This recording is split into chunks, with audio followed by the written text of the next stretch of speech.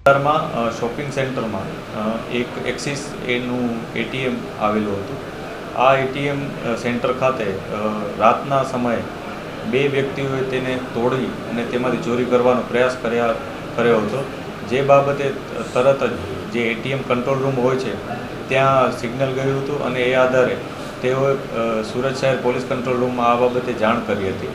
જે જાણ થતાં જ ઉધના પોલીસની ટીમ તરત એના ઉપર કાર્યવાહી કરવા લાગી ગઈ હતી. જેમાં સ્થળ ઉપર વિઝિટ કરતાં જે એટીએમ મશીન જે હતું સેન્ટર, ત્યાં જે મશીન હતું એ તૂટેલી હાલતમાં હતું અને ત્યાંથી બે વ્યક્તિઓ ત્યાંથી નીકળી ગયા હતા એ પ્રકારની માહિતી પોલીસને મળી હતી.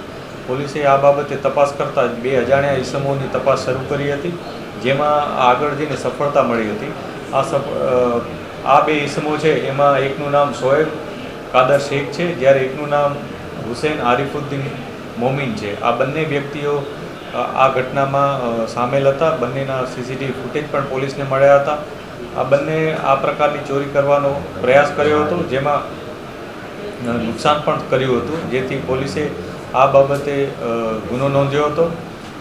આમાંથી જે શોએબ છે એ અગાઉ પણ લિંબાયતના એક ગુનામાં, ચોરીના ગુનામાં સંડોવાયેલ હતો.